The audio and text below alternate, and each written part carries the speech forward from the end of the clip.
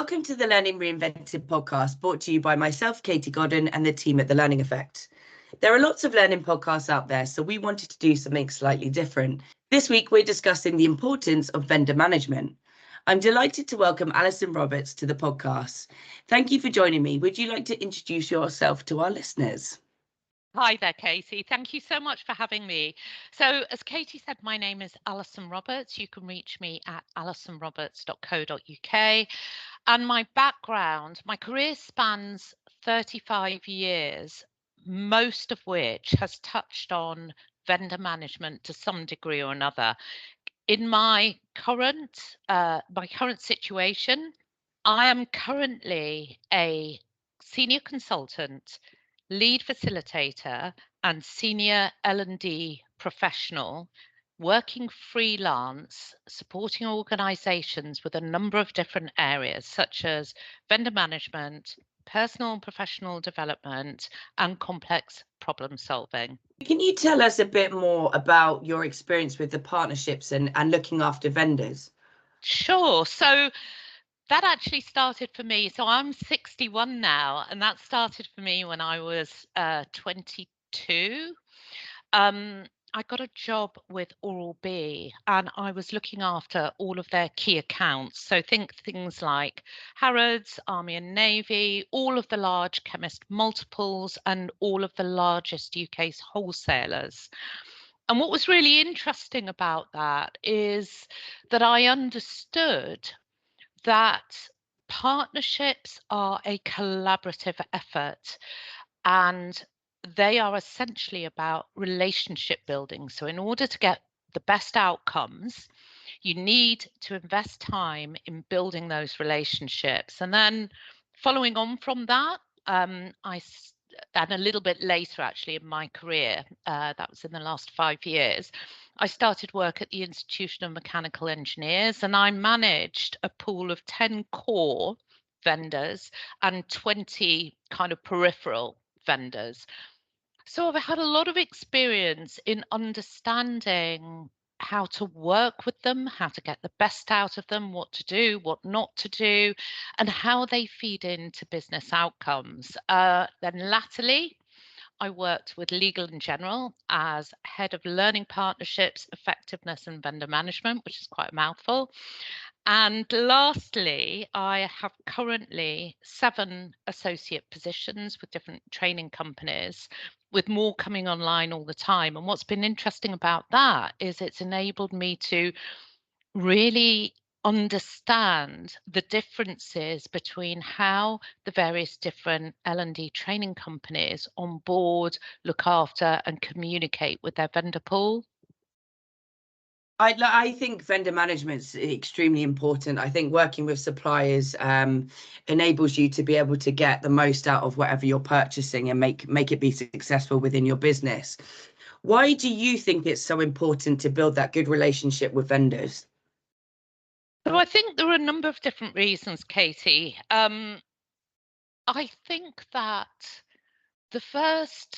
one of the most important things is that when you build a good relationship and you develop that rapport, you are more likely to have vendors who will essentially have the level of flexibility that most companies and most businesses need when they're doing their demand planning. I think some of the other things that are particularly important, as well as flexibility, are things like when you're talking to your vendors, quite often you uncover new areas that they're going into, new courses that they've designed, new activities that they're generating that you wouldn't otherwise. And where that really impacts both the relationship and the business is that one thing can actually save you looking outside of your existing pool for a new vendor, going through all the onboarding process and the cost and the time that that entails, because you've got that available within your existing pool. I think some of the other things that I found particularly important is a sense of collaboration. So when you collaborate with your vendors, you can call on them. And I know I referenced this slightly under flexibility, but this is a slightly different point. You can call on them to do things like scoping calls, for example, with your customers, act as thought leaders. And essentially they are, if you collaborate with them well, they are seen and act as a true extension of your business, so a true partner. They understand the values of the business and how important that is as a representative of them. They don't just understand them, but they live and breathe them. So there's real alignment there between your business and your vendors.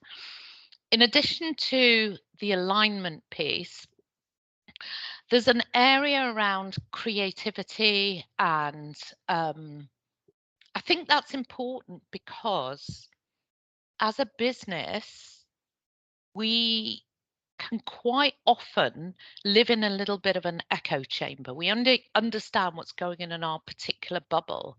Whereas if you think of your vendors as a source of creative input, market intelligence, what you're able to do is capture current trends, future trends, and better understand past trends in your particular area, with a view to understanding how you can capitalize on where those past trends have transitioned through current and into future, if that makes sense. You get a really, really all-encompassing bird's eye view of your market that you never would had you not taken the time to engage at that deeper level with your vendor pool.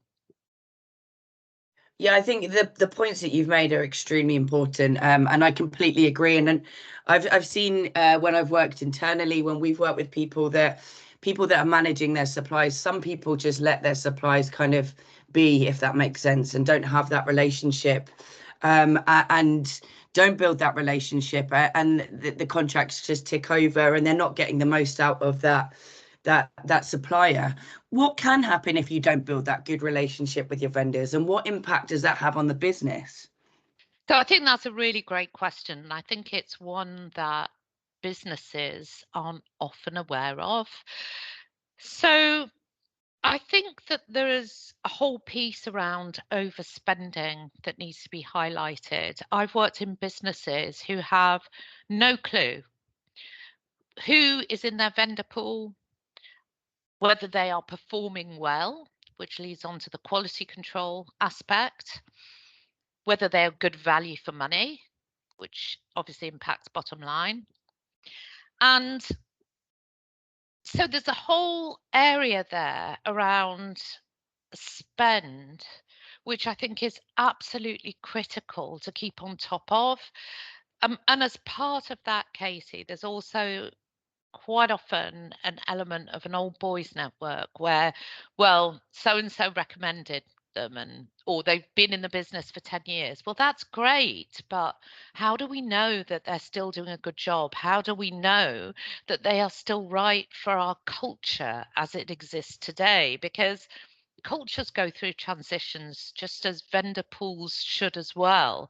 So I've got a few more, but I'm just going to pause there and see if you've got any questions around that or observations. I think it's realigning back to the purpose of what the business is trying to achieve as well, because obviously, as well as the culture changing, the objectives might change and the outcomes might change, and that supplier might not be suitable. And also, I think what you find as well, if you let things tick over and you don't build that relationship, the supplier can then become complacent when they're working with you, and they're not necessarily giving you the best that they can. I think it works both ways. The supplier needs to make sure that they're ensuring that they're building that good relationship with their customers as well, and that's extremely important. And when you have suppliers that aren't doing that, you often find that you're not getting the most out of them.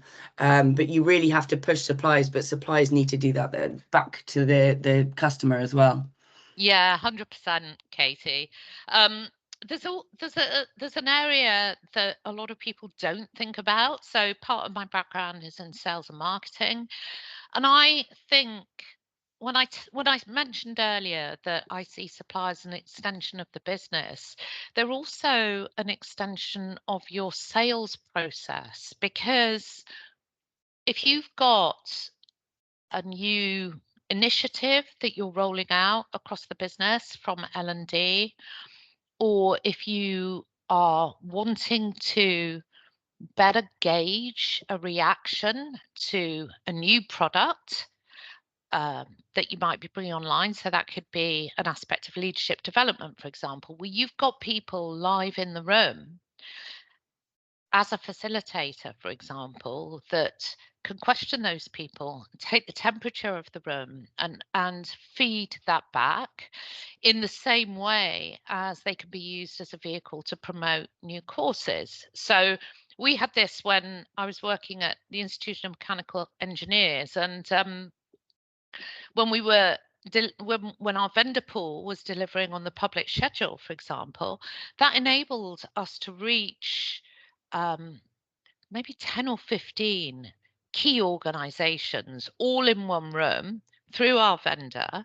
And it enabled us to illuminate things like a new grad program, for example, that those people could carry that message back into the business and stimulate interest. So in other words, your delegates act as your ambassadors. So I think that's something that's overlooked. I would say that it needs to be done respectfully. I would say that you need to lay the foundations for something like that and sense check that your vendor pool is okay. But actually, it's a win-win outcome for everybody, because your customer has a direct line into you and exciting new developments that are happening. Your vendors will get more work, and you as a business have an additional channel through which to communicate all these exciting new things that are happening within the business. So again, I'm just going to pause there and just see if there's anything you want to add to that. No, I don't think there is anything that I want to add to that. I think it's a great point, and I think, like when I've worked with vendors in the past, it hasn't necessarily been about selling courses or creating courses. It's more kind of the management side of that with regards to learning, so more the system side. But I think when that relationship is good, you are able to do that, and I think it's allowing you to then even talk to their other customers as well, to get insight to what they're doing to help improve you. So you can gain that experience. I think if you don't have that good relationship with your vendors, you're not able to have that insight into what other people are doing. You're kind of similar to what you said, you're kind of a bit narrow-minded in the way that you're approaching it. And I think it opens your eyes to a lot more capability within whatever you're doing. That you wouldn't necessarily get before, and you don't necessarily get from just speaking to the vendor. I think speaking to their other customers is really essential, because the vendor sees it from their point of view and selling their product, but their customers are the ones using it day in, day out, and that are more similar to your use case. So Yeah. I think that's an essential part of it as well. Yeah, 100%. So there's also around negative impact, potential challenges that might be encountered if we don't do the right thing in terms of supporting and understanding and building those good relationships with our vendor pool. So one of the key ones that I see so often is around quality control. So there are two different aspects to that. You've got quality control from an onboarding perspective. A lot of organizations do not have a sufficiently robust due diligence process in place to accurately vet their vendors. That's a real issue, and it can obviously have massive implications on the business, especially if, like, so part of my background is working within financial services, where there's a really strong federated model there in place. And if you're in banking, it's all the more important that you have a really deep and comprehensive vetting process and quality control process in place. And then if you take that to the other end, Katie, you've also got, and I'm referencing learning and development. If you've got a vendor or a training organization that has been sent into the business to deliver training, how often are you monitoring how well that's landing? Because most training companies have what I call happy sheets. And so your employees will just tick and say, yeah, it was a good training. Yes, it was clear. Yes, I got something out of it. But what they're not looking at is the fact that it hasn't just cost them that £500 to take them out the business for that day. What is the business getting in return for that? So it's £500, say, for a course for the day, and then trainer expenses. Usually you've got room hire, you've got impact on the business of taking somebody out of their role for a day. What happens? It's almost like there's a bit of a void after your delegates complete a happy sheet.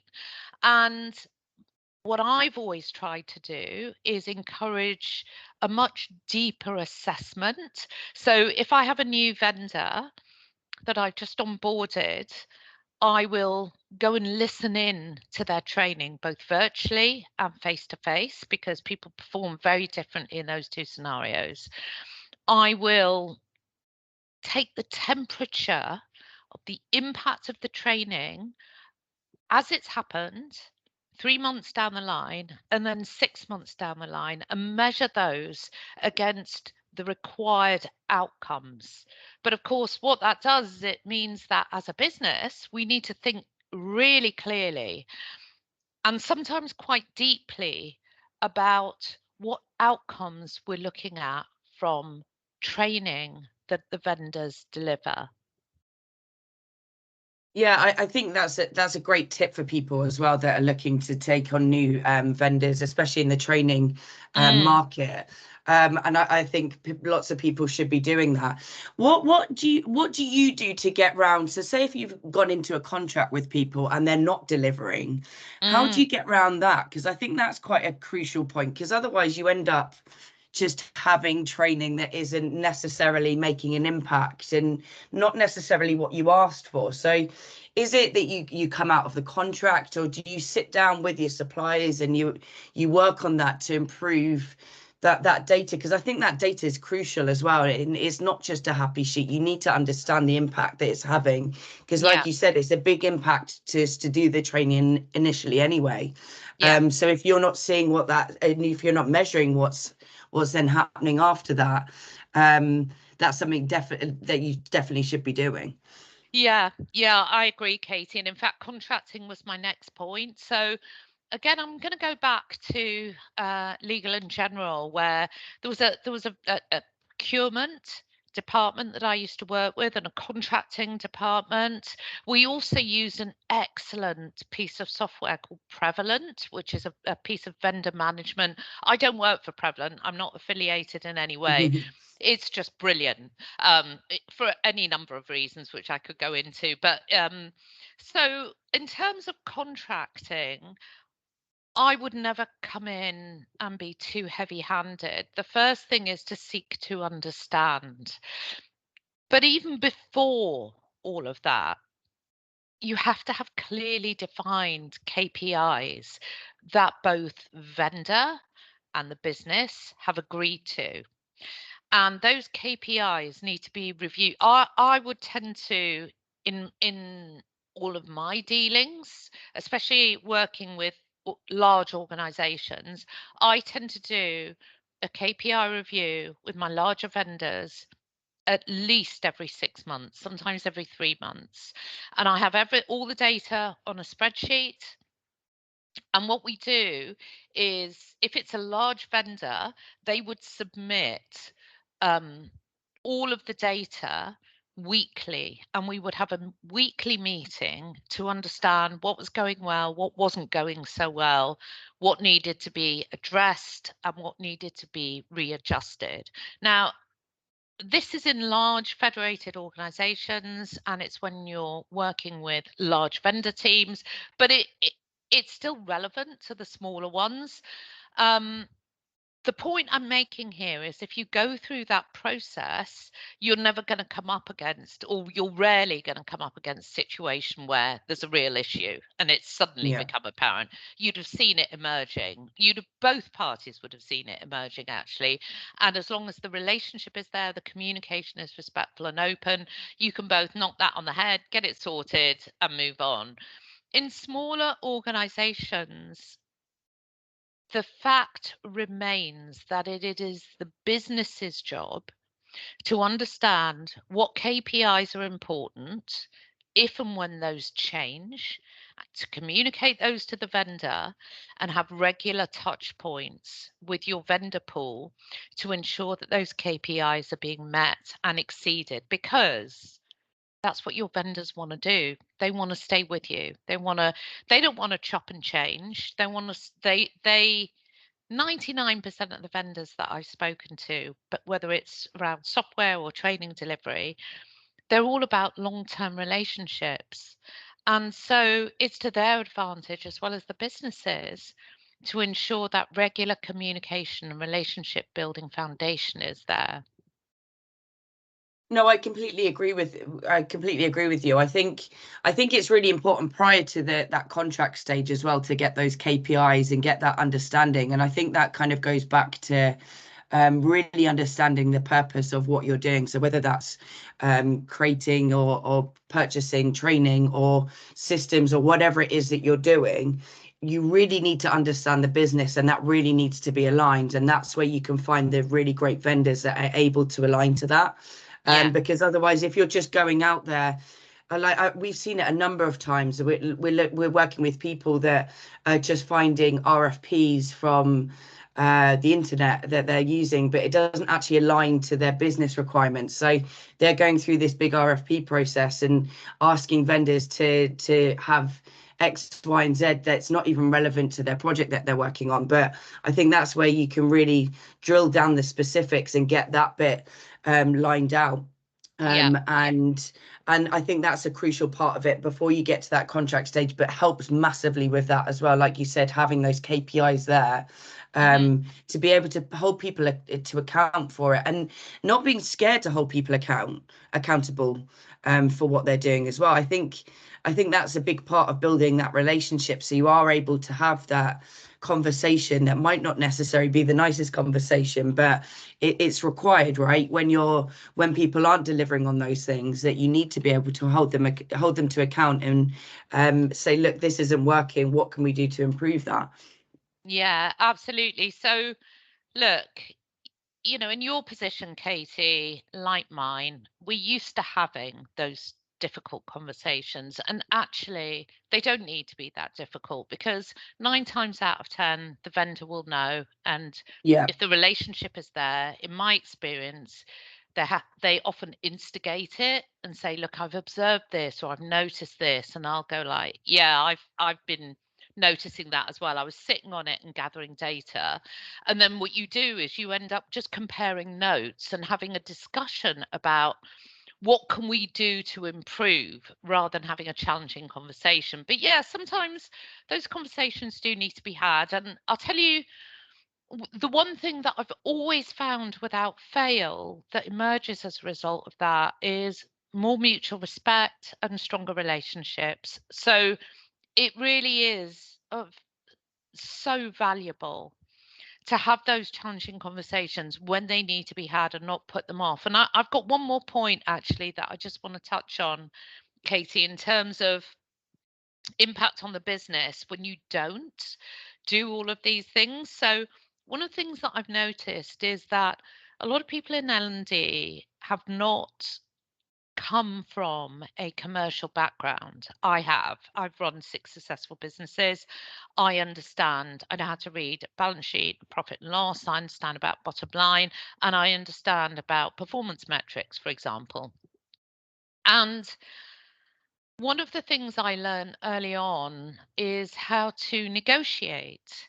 So backing up just slightly, one of the things that I find businesses seldom do well is thoroughly research the right kind of vendor. And by right kind of vendor, I mean sit down and think about the best vendors you've worked with, write out a list of why they were the best, and then look for those people.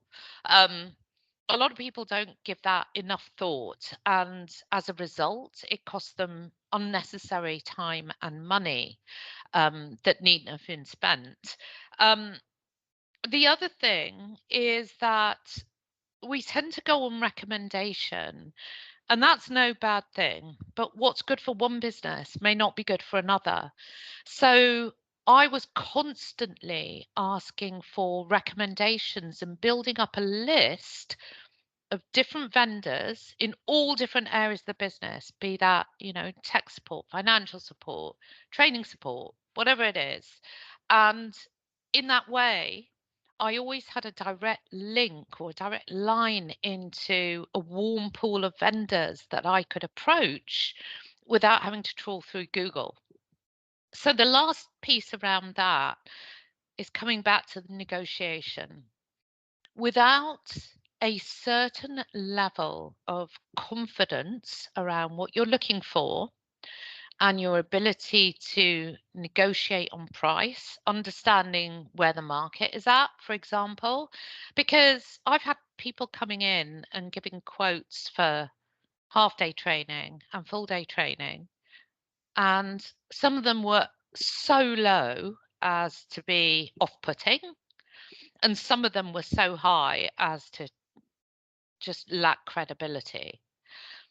So if your vendors don't understand how to position themselves within the current market range, you need to know what that is, and you need to be on the lookout to ensure that you have good oversight of the purse strings, your budgets, and you are spending your money wisely.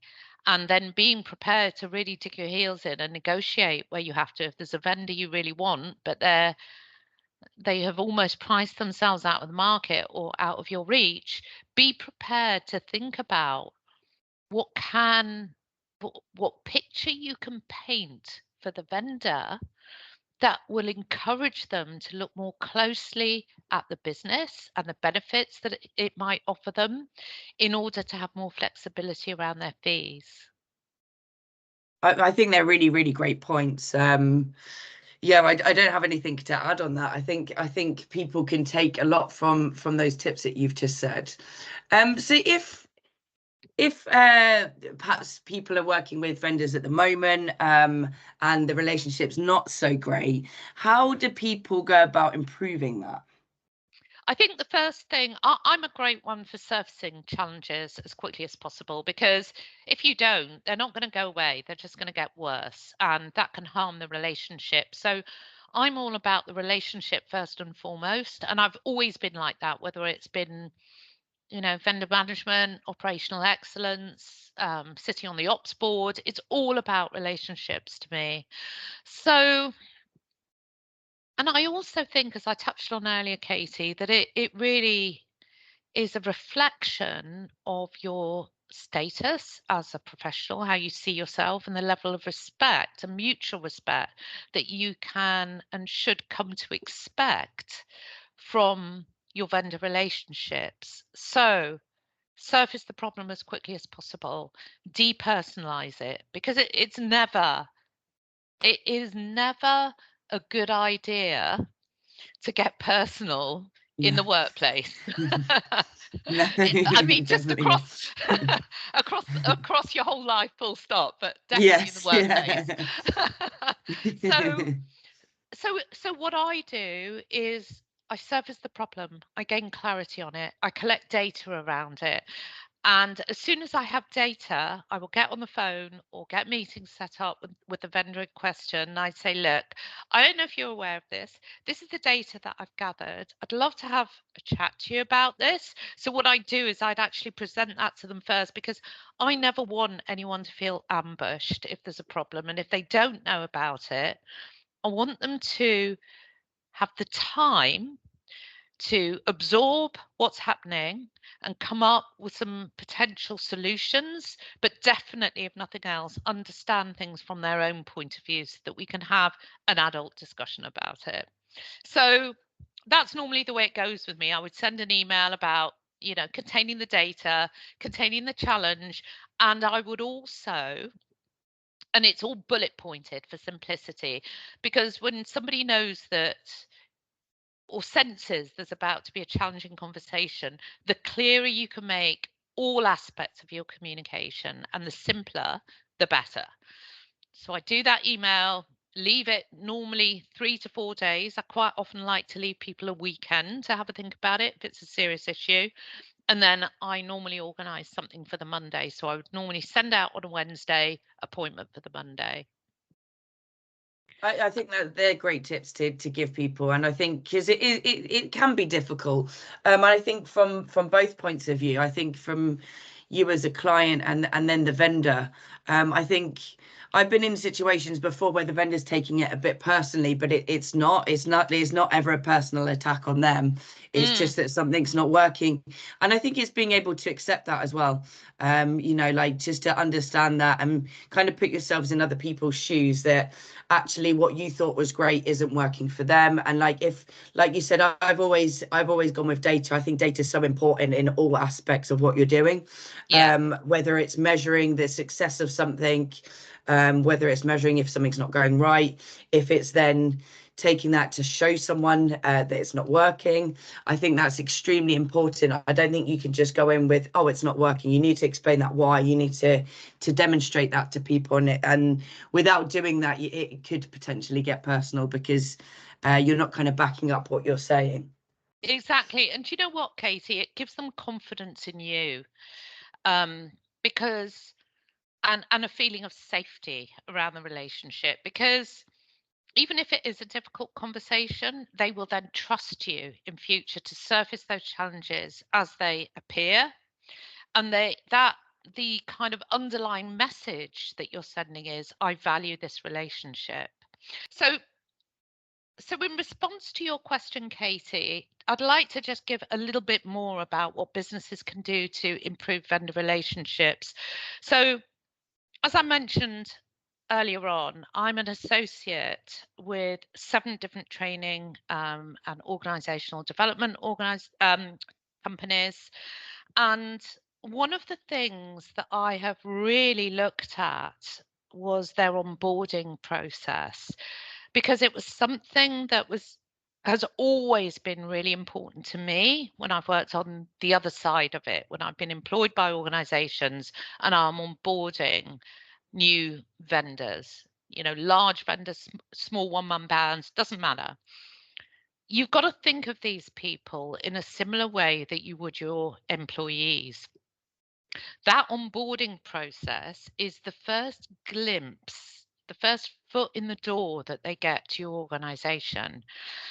And that lays another foundational aspect to the relationship. So if all your comms are timely, clear, and easy to understand, if you do what you say you're going to do when you're going to do it, if they get the culture and feel interested enough and even better, eager to immerse themselves in it. I used to provide onboarding packs for all of my vendors. And what I used to do is have, if I was onboarding quite a few at the same time, once they'd gone through all the due diligence process, I would get everyone together. They would all go through the onboarding. And one of the great benefits of that is they get to meet each other. Because one of the things that I found in vendors across the board is that none of them know who else they're working with. And when you start to foster good relationships between vendors, keep them appraised of what's happening in the business, where it's going, what are the key drivers, what are the objectives, the headline objectives the business is looking to achieve that year, what are they doing in terms of sustainability, for example. All of those things can help drive greater engagement and better performance amongst your vendor pool.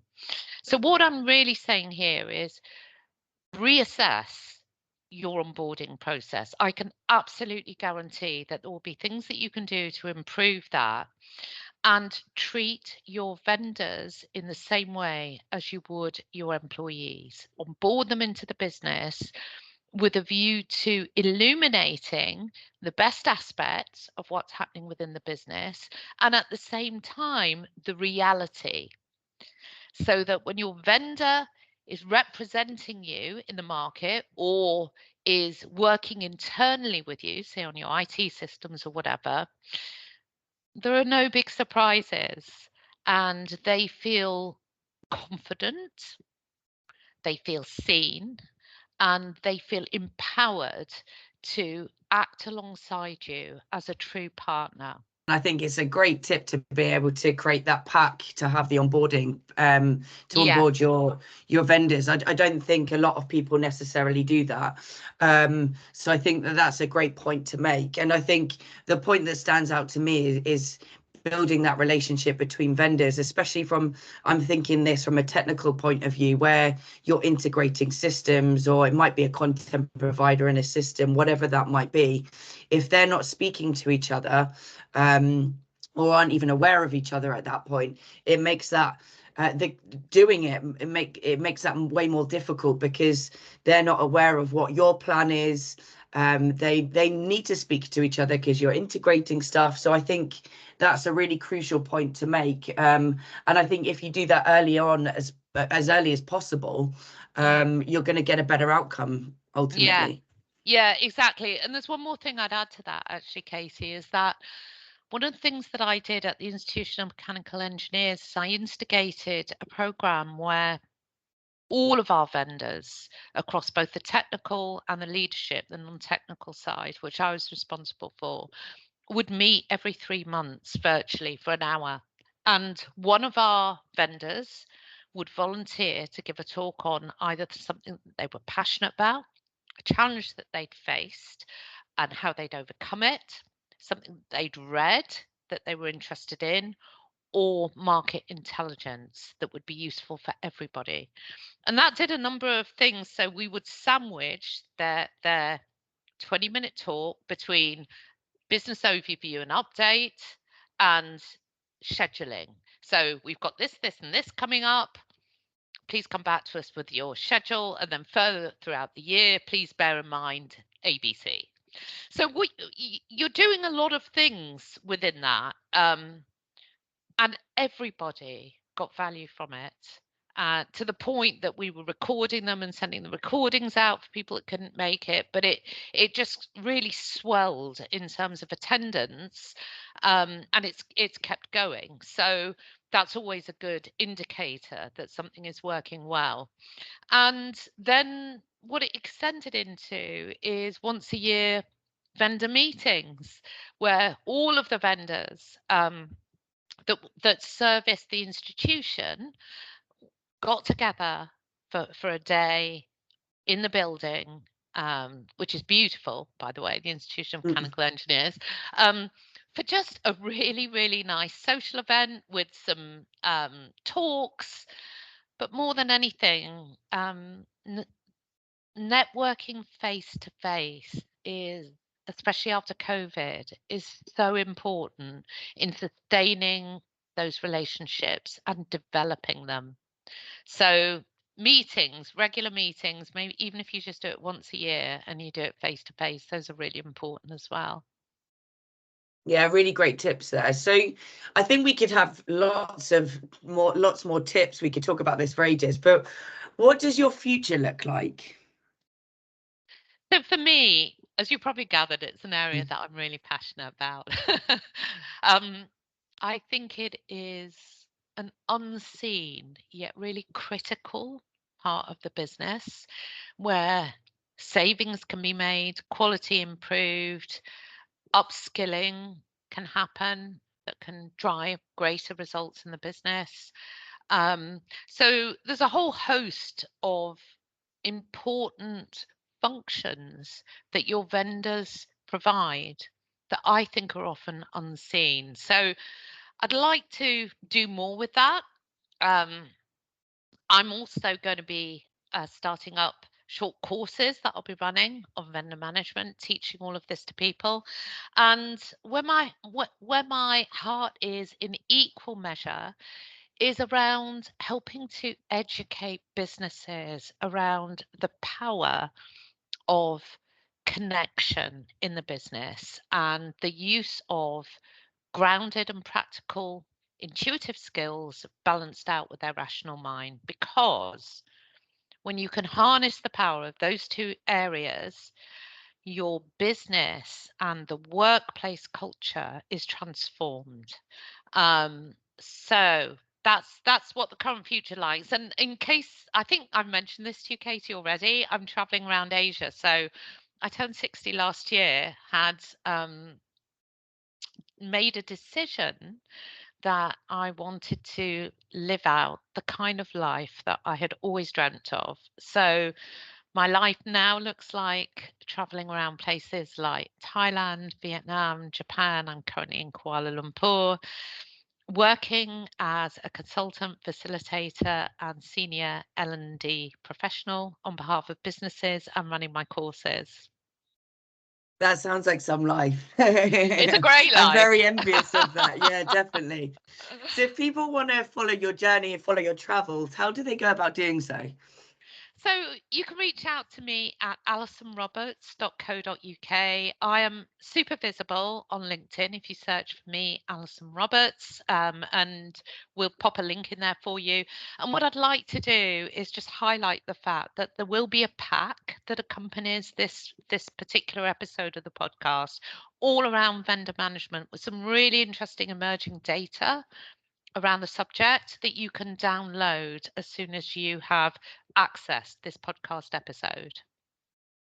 Thank you so much, Alison. It's been really insightful, and I think people can gain a lot from that, especially in regards to the listening to your tips and taking that pack away. I think it's a topic that we don't necessarily cover that much, and I think people need to have that understanding. And I think that having that understanding will enable them to then improve their vendor management and then their ultimate success as well when working with vendors. Absolutely. Look, it's been an absolute pleasure. Thank you so much for having me today. Oh, you're welcome. And we'll put all the links and that pack in the show notes below. Brilliant. Thank you for listening to this episode of the Learning Reinvented podcast. We hope you enjoyed it. If you've not already done so, please follow our podcast. And if the Learning Effect can help you and your organisation, please do get in touch. You can find both James and Katie on LinkedIn, and our contact details are in the show notes below.